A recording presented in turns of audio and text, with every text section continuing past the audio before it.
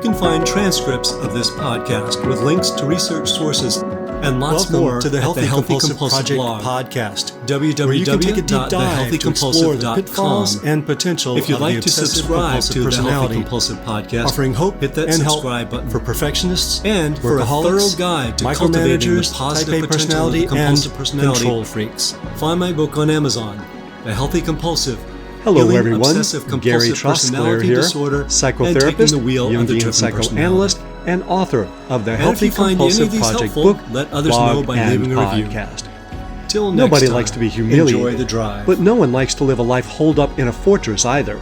I've known far too many people for whom avoiding humiliation, embarrassment, or shame is the priority that they wrap their life around. And some people aren't even aware that they do it. So in this episode, I'll be giving plenty of examples of people who've done this, many of whom you will know. I've also given suggestions about how to move past the avoidance so that you aren't trapped in a small life. So join me for episode 101 of the Healthy Compulsive Project podcast, 4 ways perfectionists and obsessive compulsives try to avoid humiliation. One of the keys to optimizing the obsessive-compulsive personality is understanding what motivates it. There are healthy motivations like productivity, efficiency, and mastery.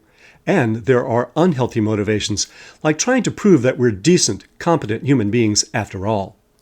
A related and more specific unhealthy motivation that can seize people who are obsessive-compulsive and perfectionistic is trying to avoid humiliation, embarrassment, and shame. This might seem like a perfectly reasonable thing to do, but taken to the point of living small, it's a very limiting life strategy. For instance, Tom seriously injured his shoulder by relentlessly practicing his serve for an upcoming tennis match against Sean the show-off. He didn't want to be humiliated again. Turns out he may never play tennis again. Marissa stayed up all night trying to make her spreadsheet so perfect that Mike the micromanager couldn't humiliate her in front of the entire team. She was so exhausted the next day she canceled a date she had been really looking forward to because she feared she would look like death warmed over. Meanwhile, the date that was not to be moved on and found someone else. And even though she loved to sing more than anything, Mary refused to go back to choir in 6th grade or ever again. She had peed her white pants in the extended dress rehearsal because she was too embarrassed to ask to go to the bathroom. The mean girl mob pointed and howled with laughter. Never again. I've been struck by how central a motivation this is for many people. Some of us organize our lives around preventing these experiences. We pledge that no one will ever have an excuse to humiliate, embarrass, or shame us, and our life gets much smaller because we limit what we allow ourselves to express and to risk. We build a small fortress of competence and virtue and spend our energy looking out for possible humiliation. Building the fortress is exhausting, and living there is constraining. Our world gets smaller. All that so we can avoid something that's actually ephemeral and really isn't dangerous. There are reasons that people with perfectionist or obsessive-compulsive personality may be more vulnerable to doing this. We make things more difficult than they need to be when we overestimate what we need to do to survive or succeed. Which makes perfect sense since we all know that nothing exceeds like excess. Distinguishing humiliation, embarrassment, shame, and narcissism. Much of what I'll say about humiliation also applies to embarrassment. While humiliation is a more disturbing experience, we may go to similar lengths to protect against embarrassment. There's also overlap between humiliation and shame. Typically, humiliation is seen as coming from the outside, whereas shame is seen as coming from within ourselves. And we don't always buy into the humiliation someone may aim at us. It may actually make us feel more anger than shame. But these distinctions are not so black and white. We have no problem humiliating ourselves and experiencing shame of others. Identifying motives is one of the key ways we can distinguish narcissism from obsessive-compulsive personality. Narcissists aim to prove that they are special and better than everyone else. Compulsives just want to make sure they aren't seen as worse than everyone else so they can avoid humiliation and embarrassment. But these distinctions are less important than observing how we react to these experiences, whether we let them go or we allow them to become life-defining and life-limiting. Identifying what you feel and what motivates you is most important.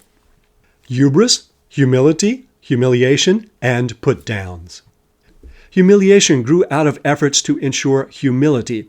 Humility isn't such a bad idea. It protects us from such disasters as starting completely unrealistic startups, auditioning for You've Got Talent when you really don't, and trying to impress others with your knowledge of multi-currency interest rate swaps with embedded options when you can't even balance your own checkbook. But you don't need to humiliate someone to make them humble and keep them out of trouble. Some people do think it's necessary, and they don't hold back because they think put-downs are the right thing to do. Afraid that someone's getting too uppity, they feel that they have the responsibility to bring them back down to earth and humble before God. It was the antidote to the dreaded hubris, excessive pride, and inflation. Heaven forbid, literally, anyone should feel too good about themselves. I know one woman felt that it was her job to keep her daughter in her place, so that she never became conceited, and instead she would become humble. This was virtuous in the mother's eyes. She felt responsible for ensuring her children's modesty and meekness, and so she targeted any self-esteem that reared its ugly head with humiliating put-downs. Understandably, the daughter developed a strategy, a fortress, to always avoid her mother's put-downs by being the good girl and severely limiting her repertoire of behavior. The fortress becomes a prison. You can't be very expressive or take risks that way. And if you're good at preventing put-downs once you leave your child at home, you rarely get exposed to them. So you never realize they won't destroy you. Let's look at a personal example. Humiliation in the orchestra pit. Gary crashes and burns. My own favorite and formative humiliating experience occurred when I was a substitute trumpet player for the New York City Ballet Orchestra. One evening I was called to sub for rehearsal the next morning. I think we were playing Tchaikovsky's Swan Lake. Knowing that I was low man on the totem pole, in the little time I had to prepare, I practiced the fourth trumpet part. Turns out, I was subbing for the first trumpet player and therefore was going to be playing the first trumpet part. One solo in that part requires you to transpose the notes down 1.5 steps as you're playing it. You see F sharp on the page, and you're supposed to play E flat. While trumpet players have to transpose in orchestras all the time, this is a very tricky transposition on a very tricky part. And I got tricked. I crashed and burned. It sounded so bad the entire orchestra erupted in unbridled laughter. It sounded like I had sauntered into the wrong rehearsal and thought I was playing with the wild, experimental, and always discordant noise rock band Sonic Youth, rather than the staid and buttoned-up New York City Ballet Orchestra. I usually like to make people laugh, but this was altogether not pleasant. The conductor stopped us and looked at me with stern disapproval and stunning disdain. It was humiliating. Again, the conductor barked. Crash and burn again. More laughter, more disapproval, more humiliation. The disaster was surprising, to say the least. One of my strategies in life has always been thorough preparation, and I'd failed spectacularly to prepare correctly, much less thoroughly. But you know what? I survived. Life ended up turning out much better than if I had kept playing in the New York City Ballet Orchestra. I'm having lots more fun playing Play That Funky Music, White Boy with my dance rock band than I ever had playing Swan Lake. Humiliation is not an objective event. Eleanor Roosevelt said, "No one can make you feel inferior without your consent." The quote has often been paraphrased to read, "No one can humiliate you without your consent." The point being, it's how we receive a comment that determines whether it's actually humiliating or not. You can decide how much power you want to give to the venomous potential humiliator. This is not to deny how cruel some people can be or whether they intend to humiliate us or not. It's to highlight how much difference our interpretation and our response can make in how we feel. We feel humiliated for different reasons because we are different.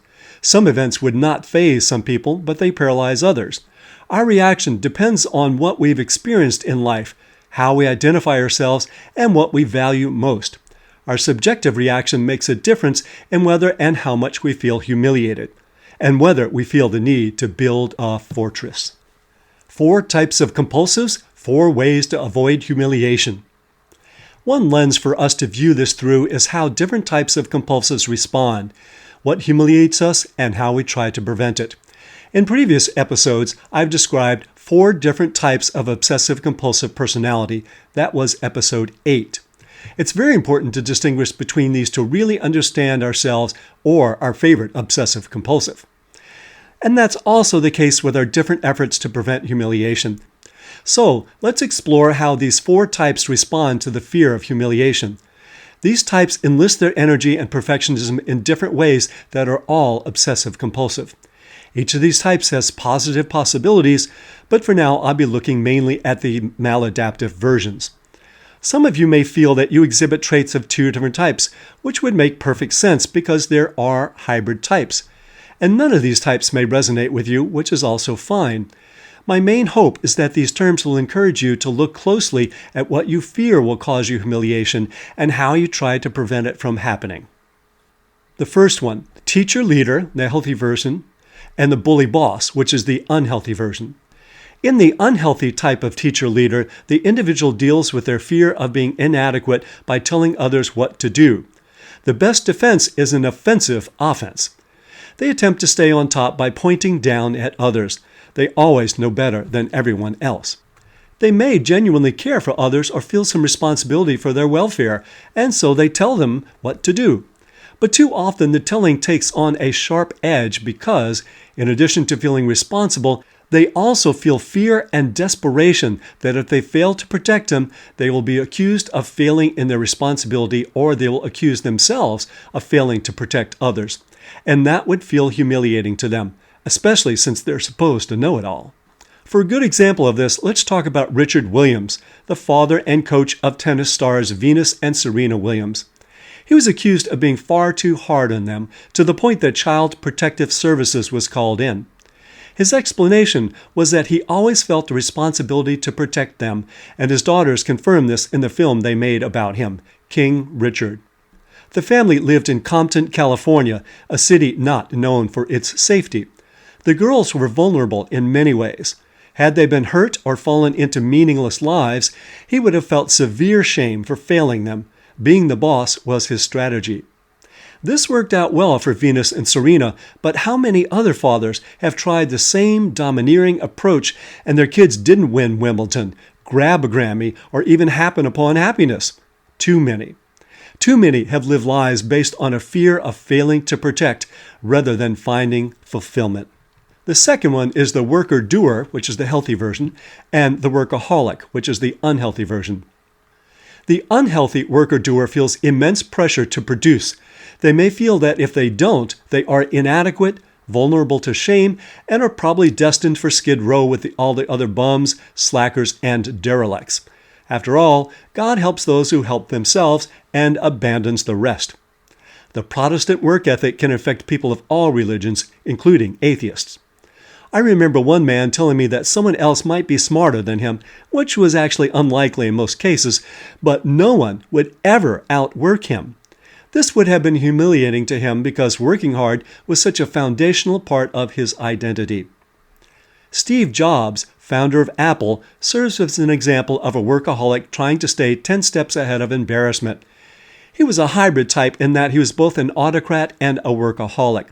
He had a precarious relationship with his family, which probably contributed to his deep sense of insecurity and a need to prove himself. He worked long hours and expected others to do the same. He was extraordinarily meticulous. Several product failures were humiliating to him, and he seems to have been strongly motivated never to experience these again. Perhaps this is one reason why he preferred pure white for his products and packaging. The perfection was visible and obvious, beyond reproach. The third type is the server friend, which is the healthy version, or the unhealthy version, which is the people pleaser. The unhealthy server friend type of compulsive enlists their energy and perfectionistic tendencies to make other people happy or to make them like them. To decide whether it is healthy or unhealthy, look for the motivation. Is their behavior out of love or a fear of being rejected and thereby humiliated? Approach or avoidance? It might seem that server-friend types are an exception to the idea that obsessive-compulsives construct a fortress of perfection to protect against humiliation. Perhaps so. We could say that instead they throw open the doors of the fortress and give away their soul far too easily. But it's also the case that their efforts to ingratiate others can also be a form of control, controlling what others think of them.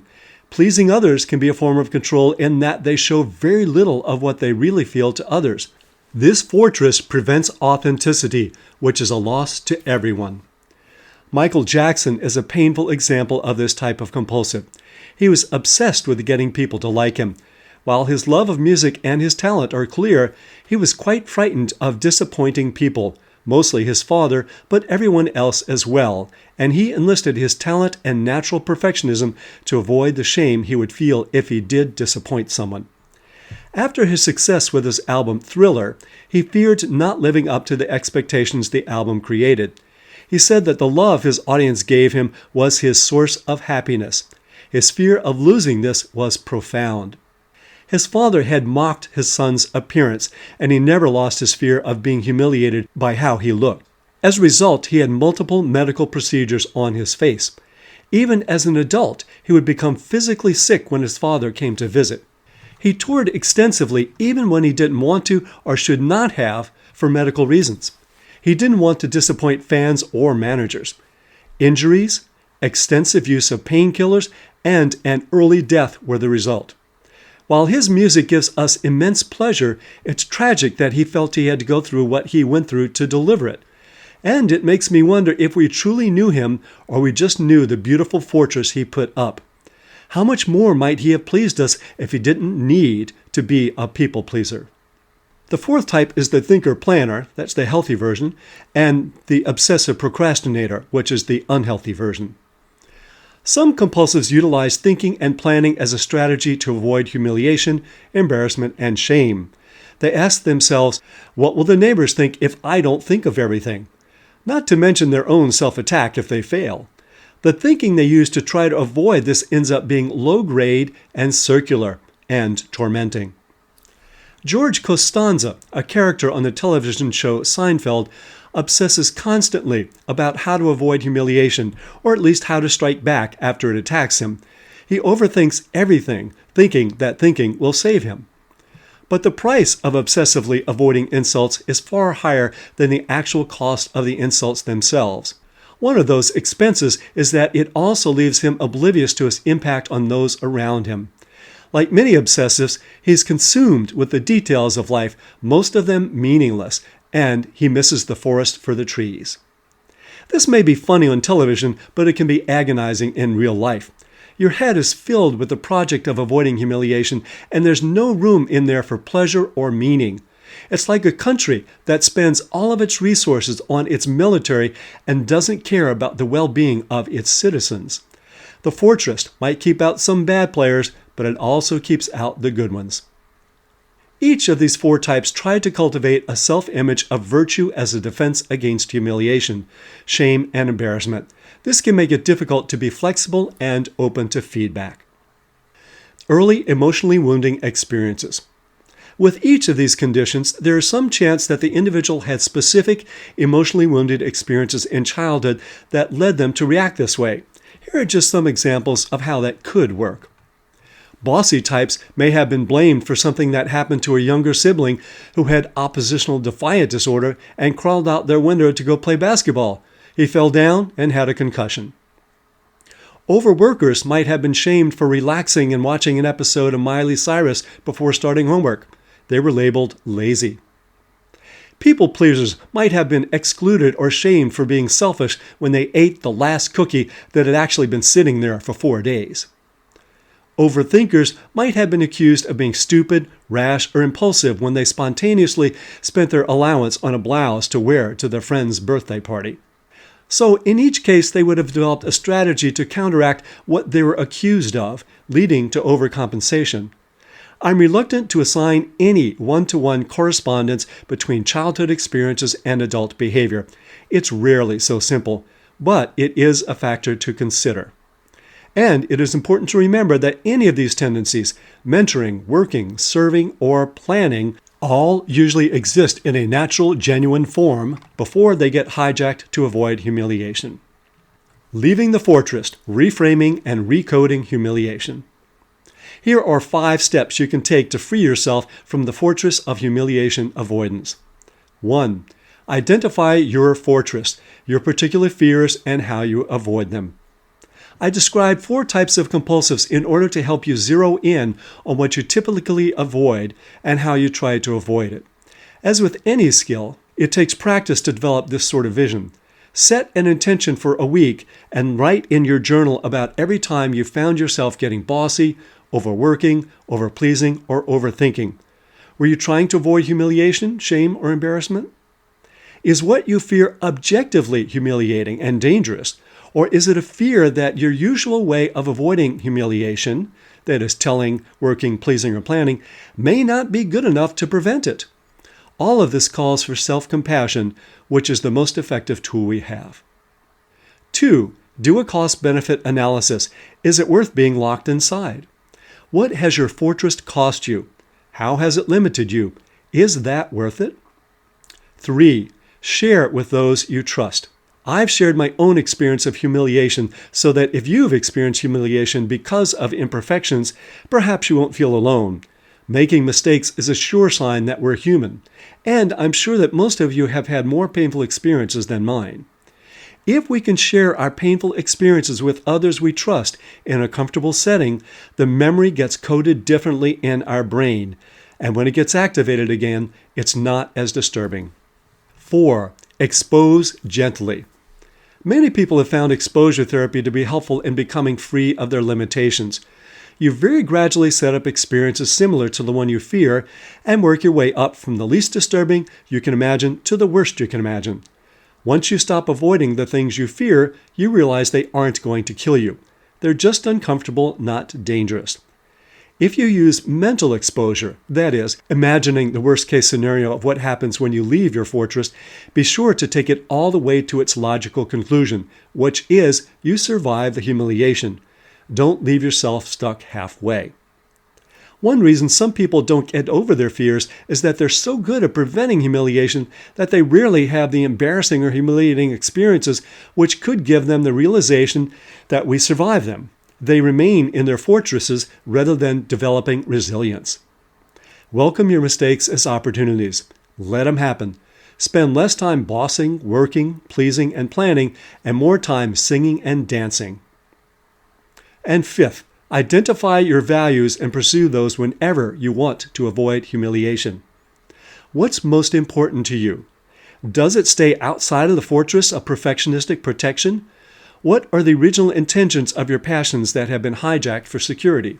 I wouldn't dare say that no one will try to hurt you if and when you step out of your fortress, but I do dare say that if you replace avoidant behavior with fulfilling behavior, your life will be much more satisfying.